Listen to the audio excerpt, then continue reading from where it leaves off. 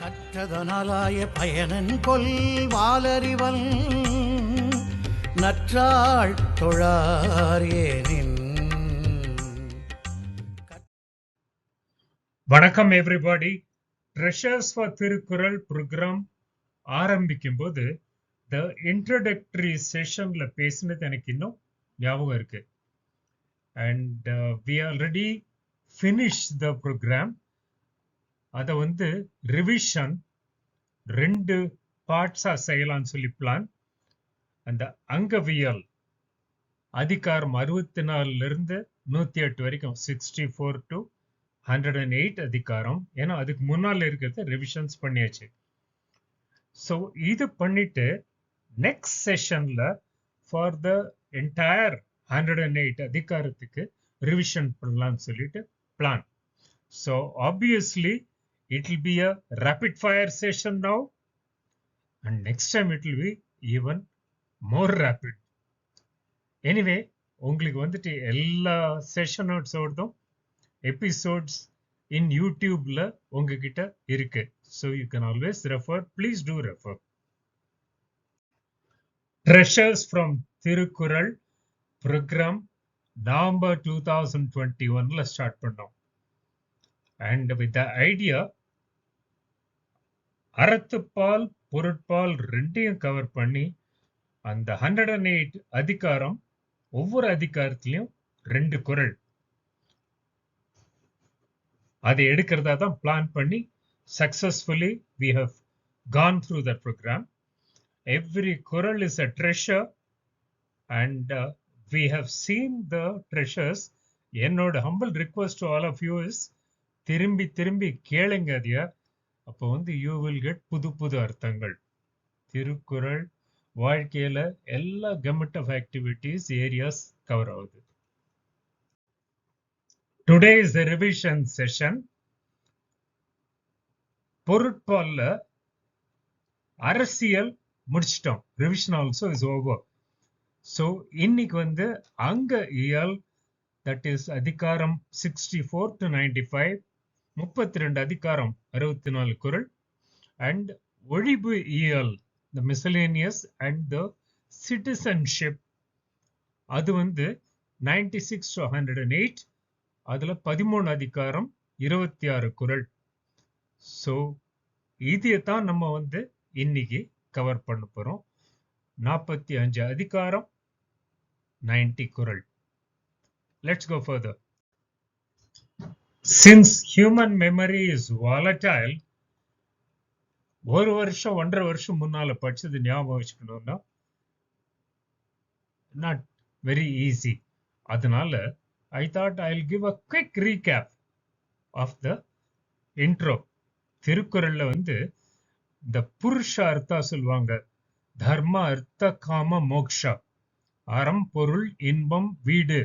அதுல திருவள்ளுவர் வீடு ஆர் மோக்ஷா பத்தி எக்ஸ்பிளிசிட்லி எடுக்கிறதுக்கு பதிலா எல்லா குறள்லையும் அங்கங்கே சேர்த்திருக்காரு. ஸோ அறம் பொருள் இன்பம் 3 ஏரியாஸ் ஆர் கவர்ட். அறத்துப்பால் பொருட்பால் இன்பத்துப்பால் ஆர் காமத்துப்பால். அதுல நான் இன்பத்துப்பால் ஆர் காமத்துப்பால விட்டுட்டேன். அறத்துப்பால் அண்ட் பொருட்பால்ல ஒவ்வொரு அதிகாரத்திலையும் 2 குறள் பார்த்தோம். திருக்குறள் ஹஸ் காட் 133 அதிகாரம், 133 அதிகாரம். அதுல we have picked up 108 அதிகாரம் of Arathuppal and Porutpal. Let's see a little more before we go into the revision per se. அறத்துப்பால்ங்கிறது அறம், the virtues, 38 அதிகாரம். அதுல பாயிரம் or the synopsis 4 அதிகாரம்.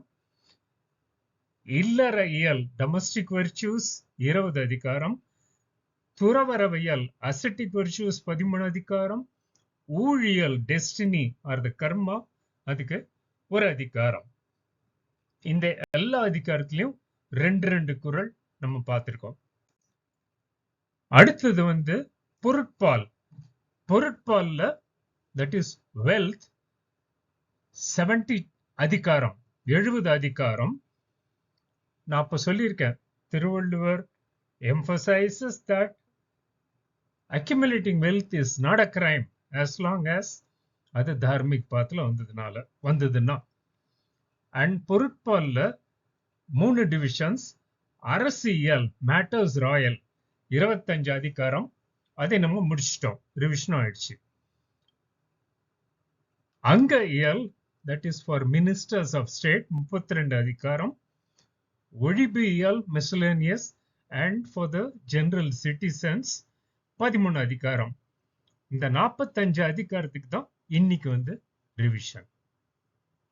I hope you are okay with that. Let's get into the revision per se.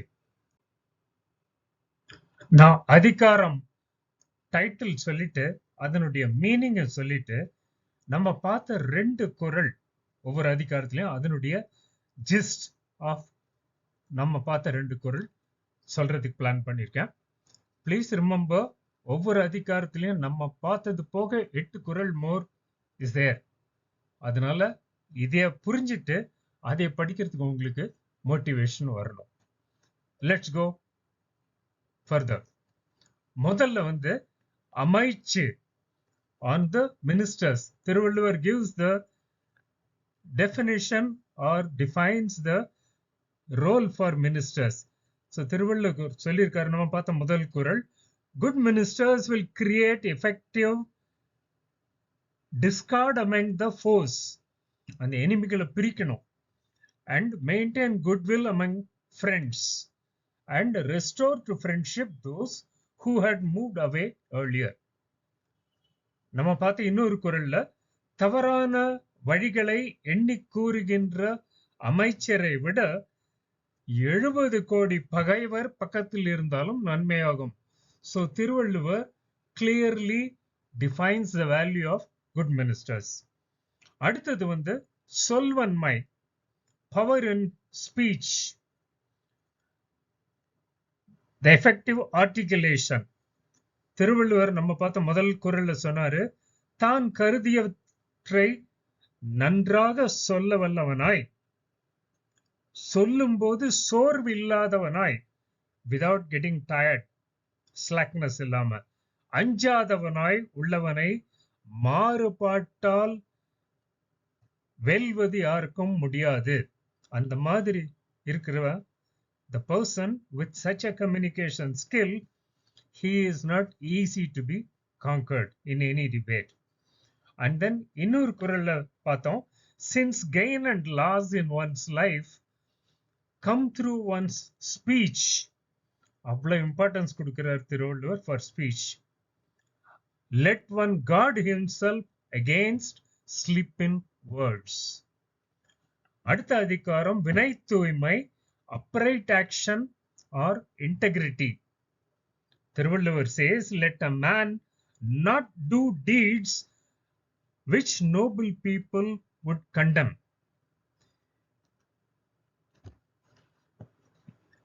That is, he should not do an evil deed even to feed a starving mother. And இன்னொரு குறள் பார்த்தோம், வஞ்சனை வழியால் பொருளை சேர்த்து காப்பாற்றுதல் பச்சை மண்கலத்தில் நீரை விட்டு அதை காப்பாற்றி வைத்தார் போன்றது.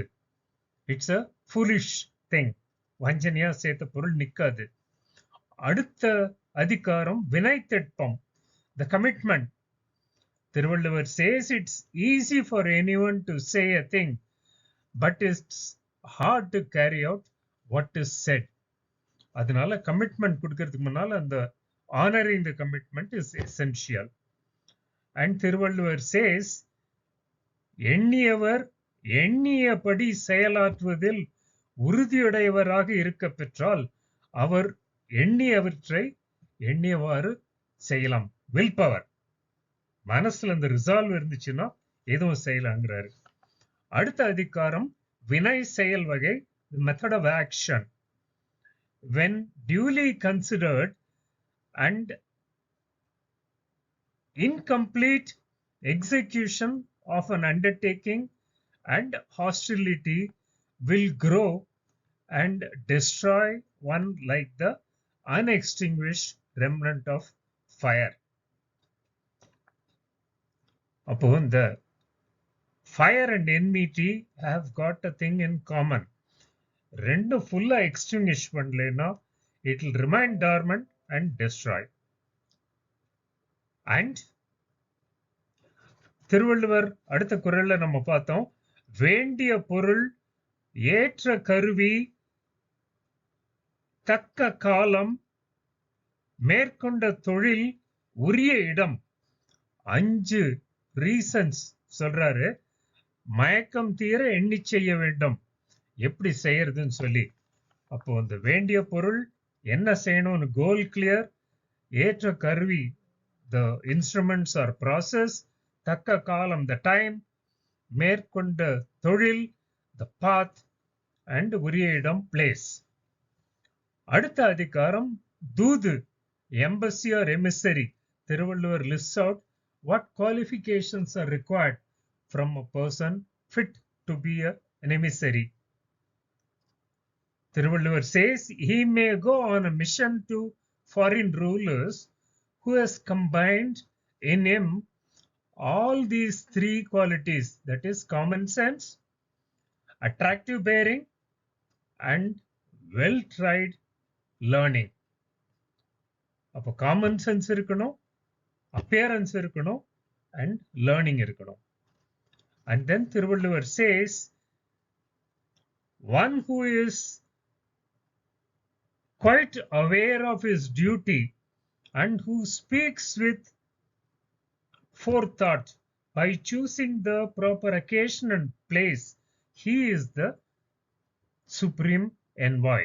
அப்போ அந்த envoyக்கு இருக்க வேண்டிய qualifications, quite aware of the duty and speaks the word with forethought and choosing the proper occasion and place.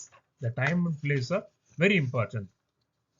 அடுத்தது நம்ம பார்த்த அதிகாரம் மன்னரை சேர்ந்தொழுதல், that is conduct in the presence of king or any superior.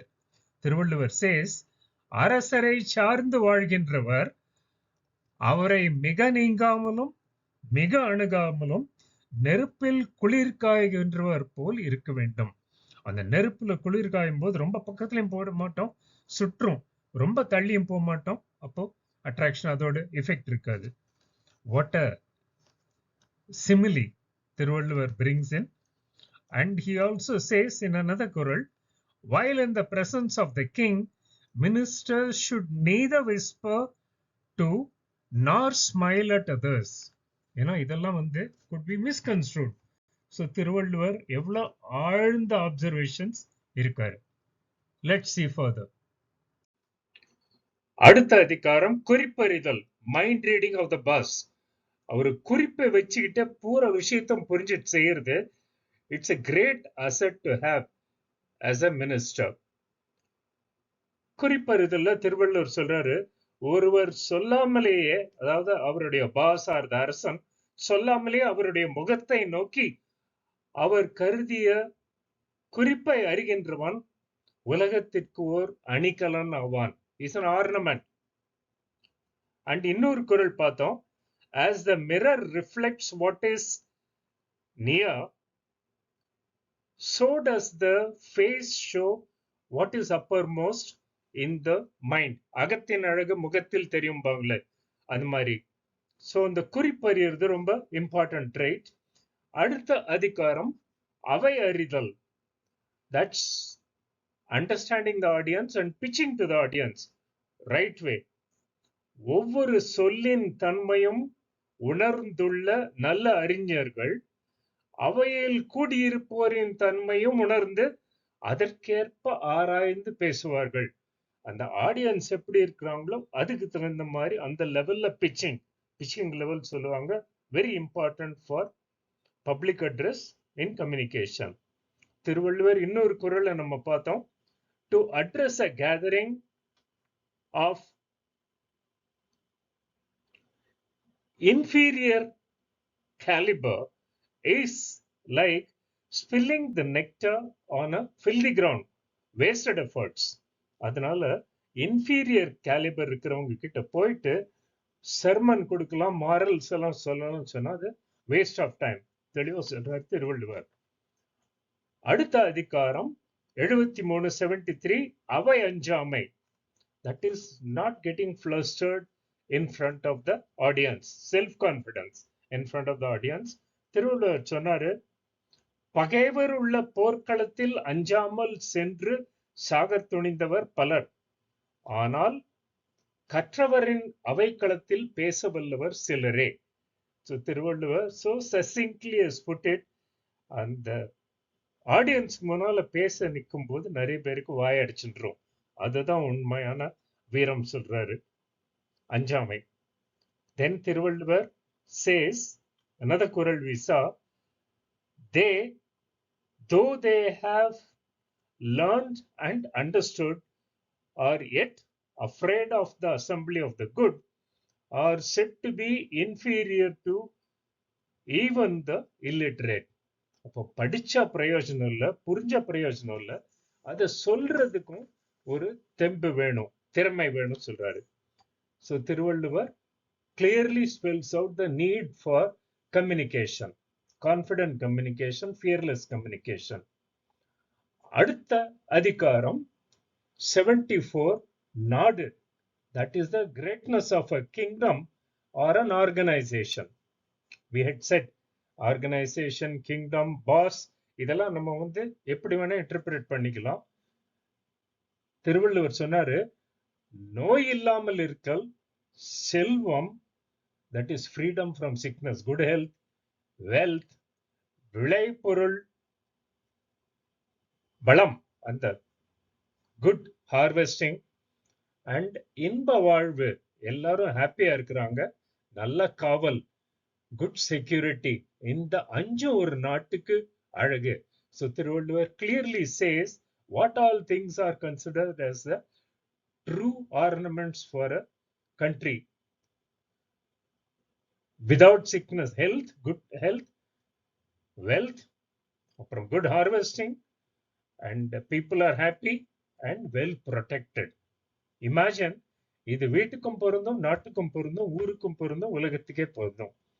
Thiruvalluvar also said another குறள், a kingdom is that which is without various irregular associations, destructive internal enemies, and murderous savages who sometimes harass the sovereign. அப்போ இந்த நாட்டுக்கு தேவையானது வெளி மட்டும் protection மட்டும் இல்ல, கூட இருந்தே குழி பறிக்கிறாங்களே அவங்களையும் stoppage we see regularly, and the internal enemies are more dangerous than the external enemies. அப்புறம் அதிகாரம் 75, அரண், அரண்ங்கிறது வந்து ஃபார்டிஃபிகேஷன் ஆர் த பார்டர் செக்யூரிட்டி.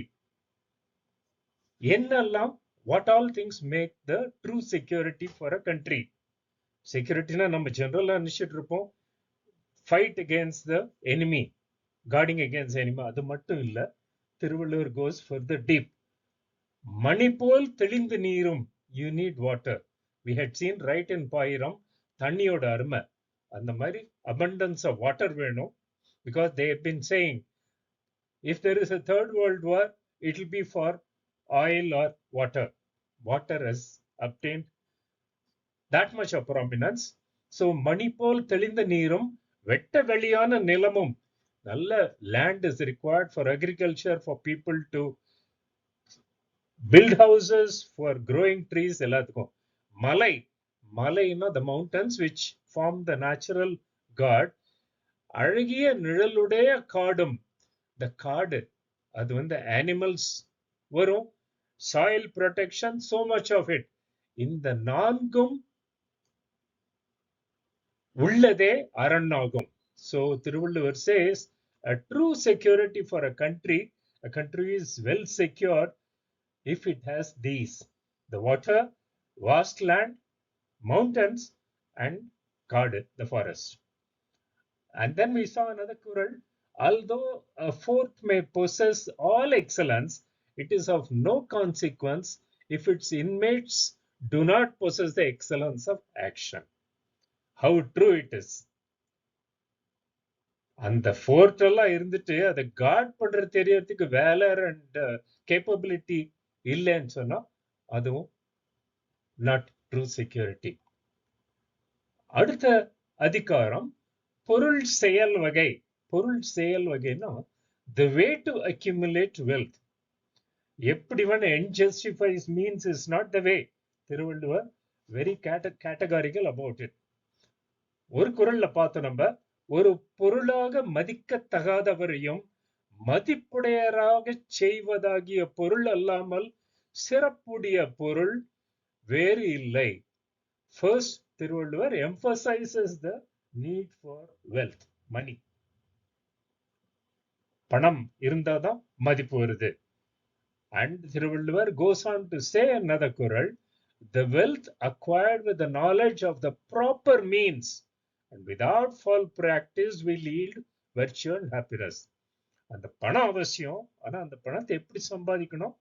நேர் வழியில, without foul practices, that is what will give the virtue and true happiness. அடுத்த அதிகாரம் படைமாட்சி, excellence of an army, the importance and excellence of an army, a brilliant piece. இதுல ஒரு குறள்ல பார்த்தோம், எலிகள் கூடி கடல் போல் முழங்கி பகையை தக்கினாலும், if they spit hatred, நாகத்தின் மூச்சொலிக்கு முன்னால் நிற்க முடியுமா? அது போலவே வீரன் வெகுண்டு எழுந்தால் வீணர்கள் வீழ்ச்சி அடைவார்கள். அப்போ அந்த எலியெல்லாம் சேர்ந்துட்டு ஒரு பெரிய படையோட வந்தாலும் ஒரு நாகப்பாம்புக்கு முன்னால நிற்க முடியாது. A cobra's hiss will chase them out. That is true valor. That is the valor of army. I suppose we all have a lot of respect for the army, for our army. இன்னொரு குறள்ல, though an army may contain a large number of permanent soldiers, it cannot last if it has no generals. எவ்வளவு அழகா சொல்லியிருக்காரு. The leadership is very very important. அந்த யதா ராஜா ததா பிரஜா சொல்லுவாங்க, அரசு எவ்வழி குடிமக்கள் அவ்வழி. Army may be very big, but அதுக்கு தகுந்த leadership இல்லைன்னா it's of no use. And the next அதிகாரம் was படைச்செருக்கு, the military spirit or valor. எது ட்ரூ வேலர்னு சொல்லி திருவள்ளுவர் சொல்றாரு. காட்டில் ஓடுகின்ற முயலை நோக்கி குறி தவறாமல் எய்த அம்பை எய்துவதை விட வெட்ட வழியில் நின்ற யானை மேல் எரிந்து தவறிய வேலை ஏந்துதல் சிறந்தது. That is, Thiruvalluvar says, no point in firing at a rabbit, the poor thing which is already scared and running away, and shooting at it and claiming credit. தைரியம்னா எது? யானைக்கு முன்னால போர்ல அந்த காலத்துல they used elephants predominantly in the warfare. அந்த யானைக்கு மேல எதிரில் நின்னுட்டு வேலை எரிஞ்சு அது குறி தவறுனா கூட, even if we miss, that is what is valor. And இன்னொரு குறள்ல திருவள்ளுவர் சொன்னார், பகைவரை எதிர்த்து நிற்கும் வீரத்தை மிக்க ஆண்மை என்று கூறுவர். To stand in front of the enemy because one's life is at stake. Obviously it is a true valor. ஆனா திருவள்ளுவர் says, பகைவர்க்கும் ஒரு துன்பம் வந்த போது உதவி செய்தலை அந்த ஆண்மையின் உச்சம் என்று கூறுவர். He says the peak of the valor is if the enemy has got into a problem, feeling compassionate for him, helping him out. That is kindness, true valor. மேல போகலாம். நம்ம பார்த்த அடுத்த அதிகாரம் 79, நட்பு, friendship. What is true friendship? Thiruvalluvar சொல்றாரு, நட்பு செய்தல் ஒருவர் சிரித்து மகிழும் பொருட்டு மட்டுமன்று, நண்பர் நெறி கடந்து செல்லும் போது முற்பட்டு சென்று இடித்துரைப்பதற்காகும். The true friendship is not only for being together and laughing and smiling, but if the friend changes his path from the good, a good friend, true friend, should correct him and இடிச்சுரைக்கணும். And we also saw that a very nice analogy Thiruvalluvar brought. It's a reflex action that the hand takes to hold one's dress. இடுப்புலேருந்து ஆடை நழுவிச்சுன்னா அதை டக்குன்னு without our thinking the hand will go to stop it when it tends to slip. In the same way, a good friend will act spontaneously to the rescue of his friend should misfortune come to him. இது ரொம்ப popular குறள். உடுக்கை இழந்தவன் கை போல் அங்கே இடுக்கண் களைவதாம் நட்பு. அந்த நட்புக்கு ஒரு இலக்கணம் சொல்லியிருக்காரு. அடுத்த அதிகாரம் 8080 நட்பு ஆராய்தல். How to be discriminate in selection of friends. Thiruvalluvar சொன்னாரு, உயர்ந்த கொடியில் பிறந்து தன்னிடத்தில் வருகின்ற பழிக்கு நாணுகின்றவனை பொருள் கொடுத்தாவது நட்பு கொள்ள வேண்டும். He says a true friend could be worth his while.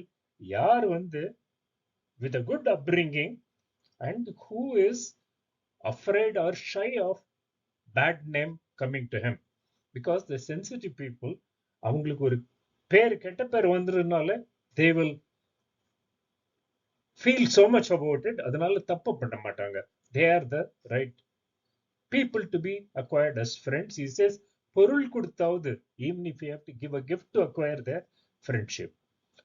அதுக்கப்புறம் இன்னொரு குறள்ல பார்த்தோம், even misfortune has its strength in that it is useful as a yardstick to open out and measure the constant sincerity of friends and relatives.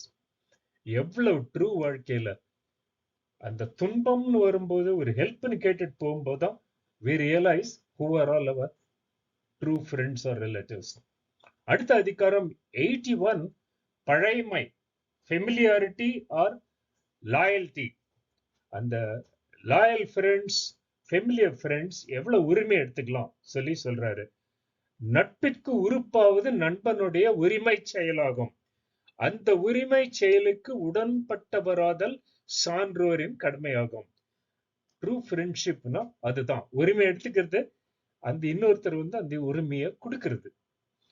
And another குறள், an old intimate, a loyal friend who knows the bounds of true friendship will never let down in distress a person that has stood by during adversity.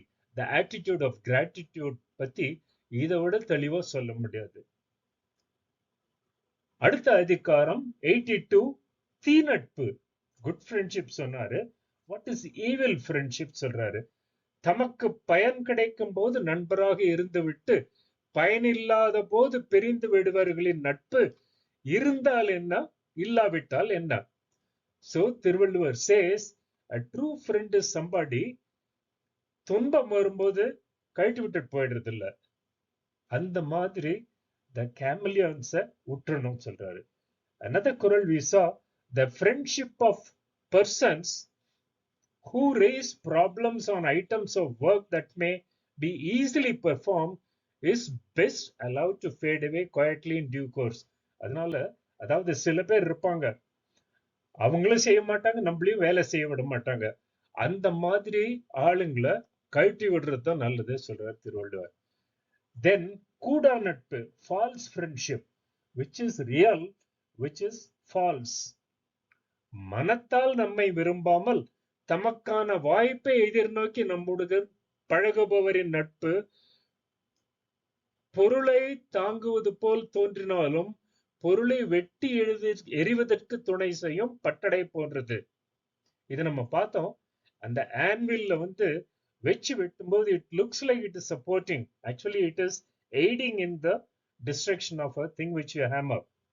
அந்த மாதிரி ட்ரூவா நம்ம கிட்ட விருப்பம் இல்லாம the opportune people who are opportunists, Thiruvalluvar says that is a false friendship. இன்னொரு குறள்ல, do not be misled by politeness or courtesy of language on the part of enemies. கூட கும்பிடு போடுறவங்க, the enemy bends his words as he bends his bow, which is not for your good. Thiruvalluvar clearly says அந்த கூட கும்பிடு போடுறவங்க கிட்ட இருந்து தள்ளி நிக்கணும். They are false friends. அடுத்த குறள் பேதைமை, on being foolish.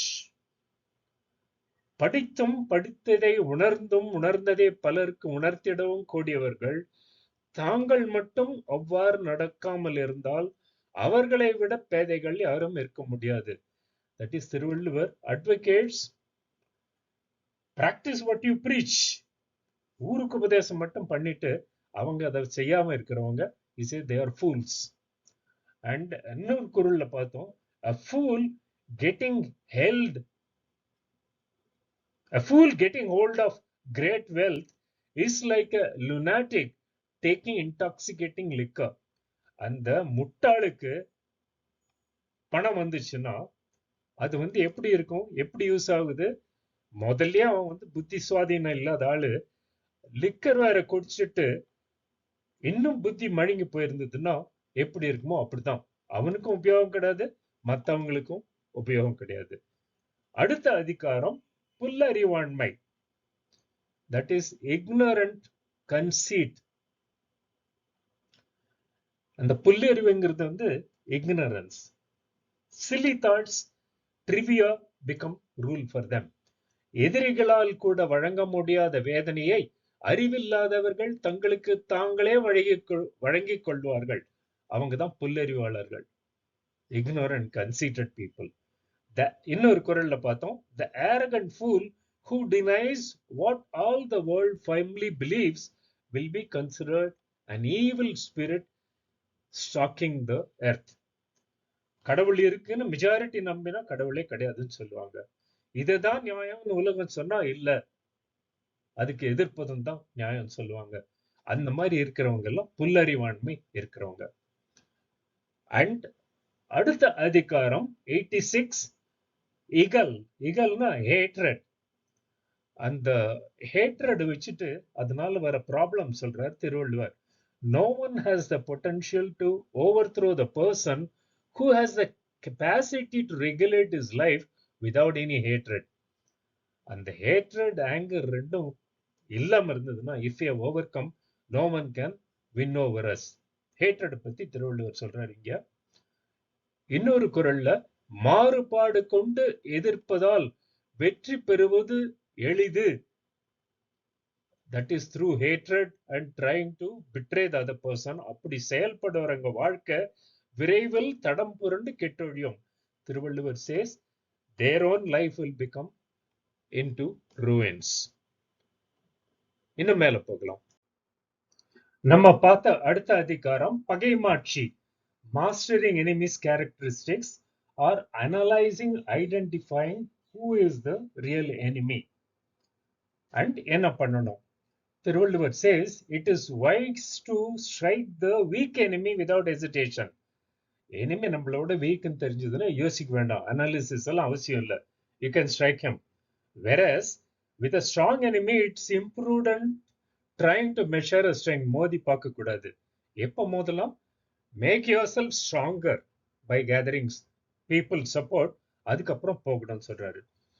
இன்னொரு குறள்ல திருவள்ளுவர் சொன்னாரு, தன்னோடு இருந்து கொண்டே தனக்கு பொருந்தாத காரியங்களை செய்து கொண்டு இருப்பவனை பொருள் கொடுத்தாவது பகைவனாக்கி கொள்ள வேண்டும்.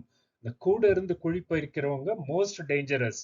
So Thiruvalluvar says even if you have to spend money to make him your enemy, go ahead and do it. And அடுத்த அதிகாரம் 88 பகை திறம் தெரிதல். That is assessing enemy's strength. இதுல diplomacy also is involved. பகைவர்களையும் நண்பர்களாக்கி கொண்டு நடக்கும் பண்புடையவனது பெருந்தன்மையில் உலகம் தங்கி இருக்கும். Instead of going out to annihilate the enemy, if one can make an enemy his friend, then the world will bow before him. And Thiruvallur also said in another kural, a thorny shrub is best removed when it's tender. Enemy identify பண்ணியாச்சு, அவனை ஒன்றும் பண்ண முடியாது, friend பண்ண முடியாது.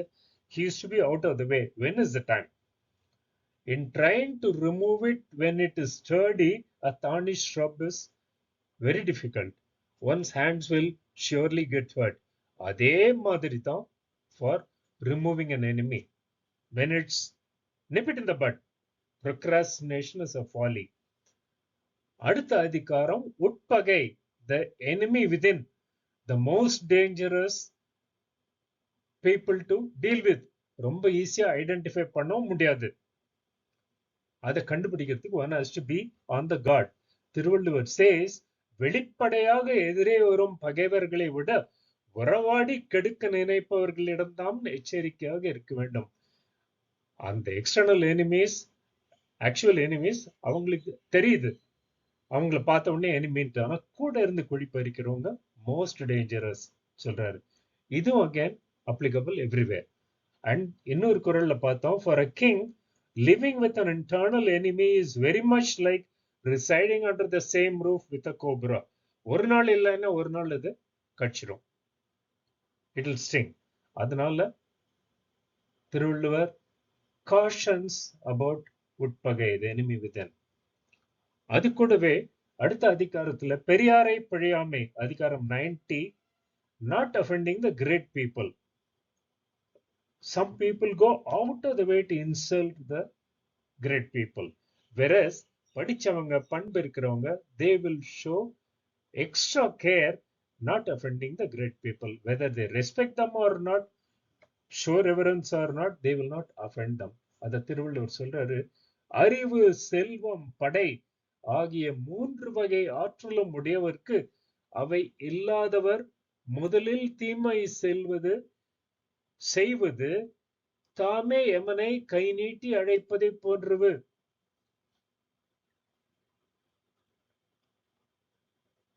அப்போ இந்த அறிவு, செல்வம், படை அது 3 இருந்தவங்க கிட்ட அது இல்லாதவங்க மோதி பார்க்கிறது எமனையே வான்னு கை நீட்டி கூப்பிடுற மாதிரி.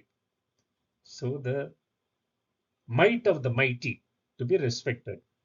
And Thiruvallur said, even kings who rest on solid supports will not be saved if men of spiritual power frown on them. So இங்க வந்து learned people, great people ஓட இம்பார்ட்டன்ஸையும் சொல்லியிருக்காரு.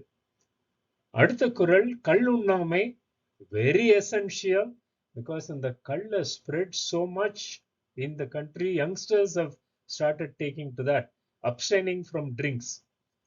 கள்ளின் மேல் விருப்பம் கொண்டு நடப்பவர் எக்காலத்திலும் பகைவர்களால் அஞ்சப்பட மாட்டார்.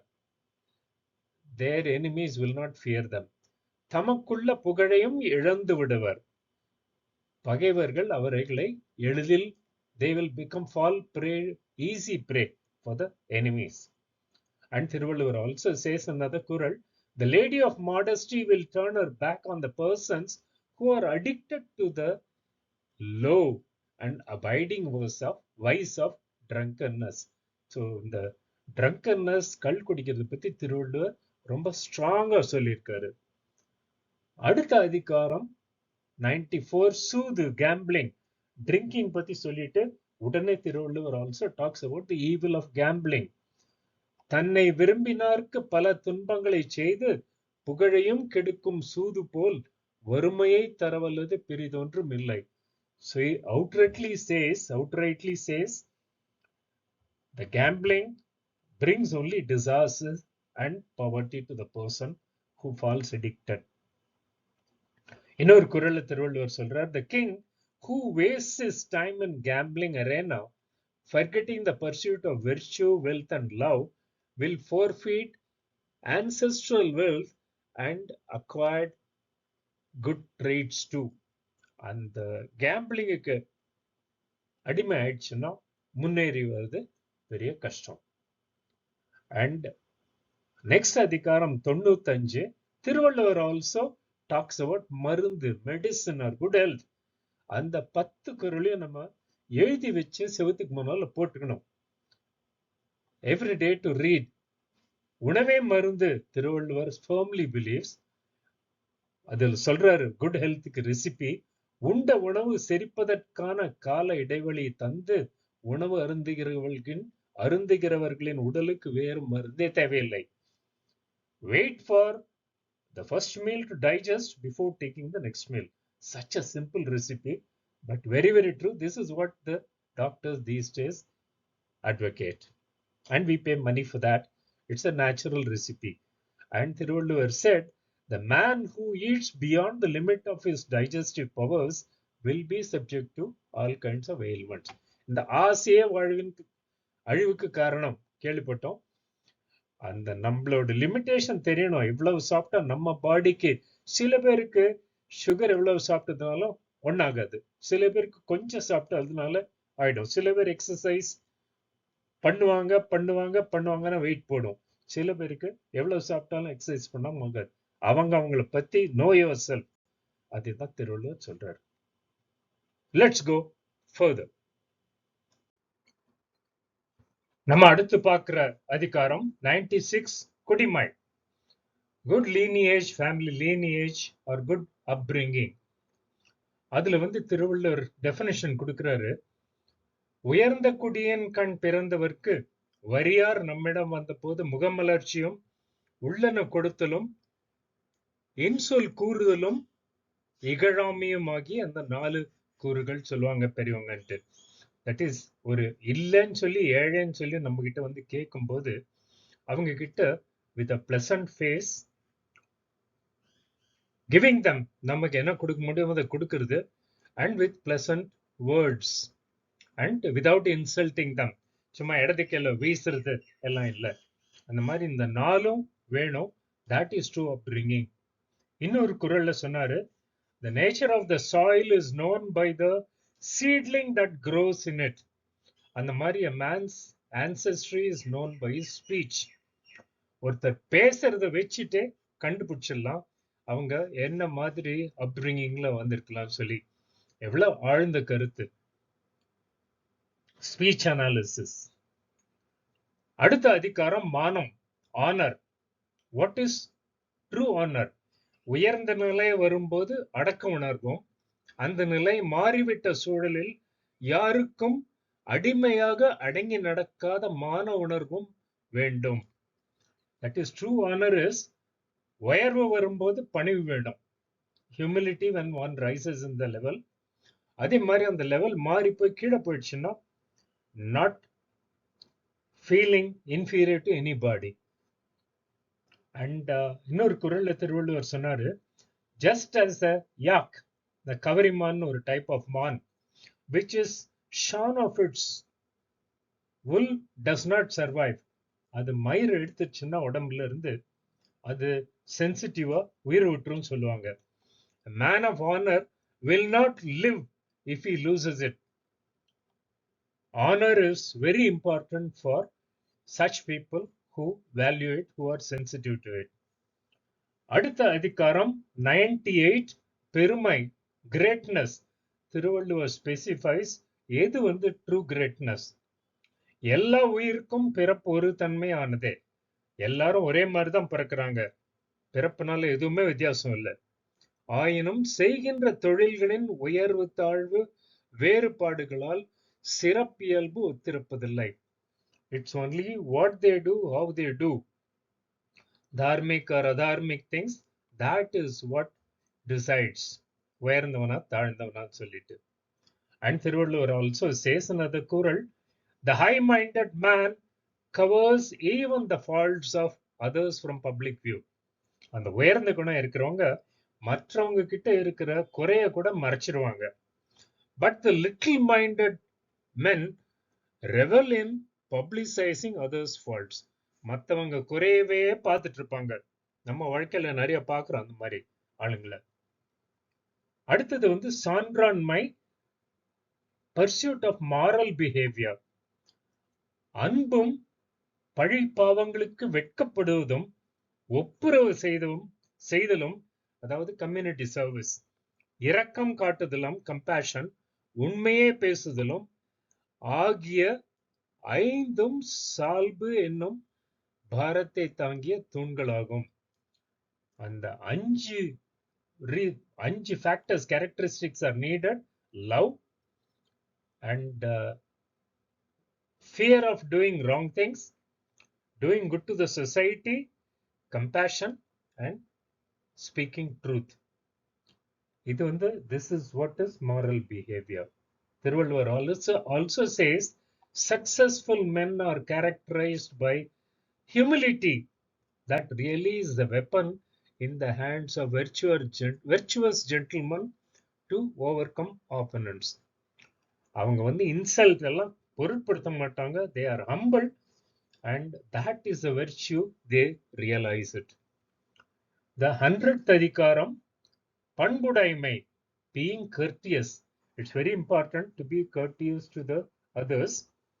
பண்பு இல்லாமையால் ஒருவரோடும் கலந்து உள்ளம் மகிழ மாட்டாதவருக்கு மிகப்பெரிய இவ்வுலகானது பகற்பொழுதிலும் இருள் கவிந்தாற்போல் இருக்கும். And because he doesn't have that courtesy, he doesn't mix with others and he doesn't rejoice the company of others. அவங்களுக்கு வந்து பகல் கூட இருட்டு தான் சொல்றாரு. The world is dark. They are cocooned in their own company. Thiruvallur also says, great wealth in the hands of an uncultured person will be like good milk turning sour because of unclean container. அந்த செல்வங்கிறது வந்து கரெக்டான ஆளுங்க கையில் இருக்கணும். Otherwise milk may be good, but the container மோசமா இருந்தா பால் தெரிஞ்சு போகும். அந்த மாதிரி the wealth. And the next அதிகாரம் 101, நன்றியல் செல்வம், வேஸ்டட் வெல்த். அந்த மாதிரி தகாதவங்க கிட்ட போய் பணம் சேர்ந்தா அது வேஸ்ட். எப்படியாவது வறியவருக்கு எதுவும் வழங்கி உதவாதவனுடைய செல்வம் மிகுந்த அழகியொருத்தி தன்னந்தனியாகவே இருந்து முதுமை அடைவதை போன்றது. So Thiruvalluvar's analogy is unparalleled. அந்த மாதிரி மற்றவங்க ஏழைங்களுக்கு கொடுக்காம தானே வச்சுட்டு இருந்துட்டு அனுபவிக்காம இருக்கிறவங்க, it's equivalent to a pretty woman who stays by herself, stays alone and reaches the old age. And then Thiruvallur also says, without compassionate generosity to the deserving kin or poor, and by stinting oneself, kanjam pidichittu irukkuradhu, the shining wealth hoarded will only go to strangers. அந்த மாதிரி கஞ்சம் பிடிச்சு கஷ்டப்பட்டு இருக்கிற உறவினர்களுக்கோ ரிலேட்டிவ்ஸ்க்கு இல்ல ஏழை எளியவங்களுக்கு கொடுக்காம கஞ்சம் பிடிச்சிட்டு இருக்கிறவங்களுக்கு யாராவது எடுத்துட்டு போவாங்க உங்க சொத்தை. நம்ம வாழ்க்கையில் நிறைய பார்க்கிறோம். அண்ட் த நெக்ஸ்ட் அதிகாரம் 102 இஸ் நாணுடைமை, being sensitive to shame to do evil. இந்த மாதிரி ஆளுங்களை வந்து உயர்ந்தவரும் திருவள்ளுவர் முதல்ல சொல்லியிருக்காரு. உணவும் உடையும் மற்றவையெல்லாம் உயிர்க்கெல்லாம் பொதுவாகும். எல்லாம் உணவு உடை எல்லாமே காமன் டு எவ்ரிபாடி. பழிப்பாவங்களை தரும் செயல்களை செய்ய நாணுதல் மட்டுமே நன்மக்கட்கு சிறந்த பண்பாகும். The fear to do evil, hesitation to tread into the wrong path, அதுதான் உயர்ந்தவங்களுக்கு பண்பு. And then Thiruvallur says, if people are not ashamed of things that others have reasons to be ashamed of, righteousness will itself feel shame for them. அது மாதிரி தப்பு செய்யறதுக்கு தவறப்படாம அதை பெருமையா பேசிட்டு இருக்கிறவங்களுக்கு the righteousness itself will feel ashamed of them. இன்னும் மேல போலாம். We have come to the last set of adhikaram. பொருட்பால்ல 103 குடி செயல் வகை, citizenship duties. Thiruvallur strongly believes society can improve not because of the king alone, not because of ministers alone, but every citizen has got a role to play. என் குடியை உயரச் செய்வேன் என முயலும் ஒருவனுக்கு உதவுவதற்காக தெய்வம் ஆடையை வரிந்து கட்டிக்கொண்டு தானே முற்பட்டு நிற்கும். So it is only the will to do that is necessary. தெய்வமே கூட வந்து துணை வரும் சொல்றாரு. Together we can சொல்லுவாங்க இல்லையா, அதான். And then Thiruvallur says, community service need not wait upon season or dignity. Those who procrastinate so will ruin their own reputation and the community. நல்லது செய்யணும்னு நினைச்சா அப்பவே செஞ்சிடணும்.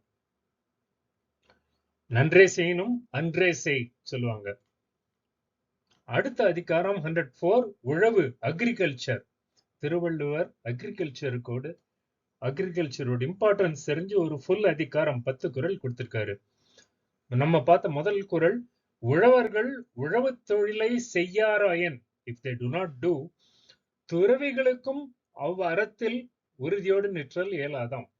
Even the ascetics will not be able to stay firm in their ascetic duties because சாப்பாடு, உணவு, the primary need is deprived.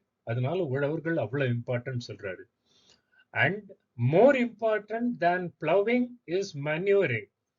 Then after weeding, more vital than water management is plant protection. இது வந்து திருவள்ளுவரோட in-depth knowledge about agriculture காமிக்குது.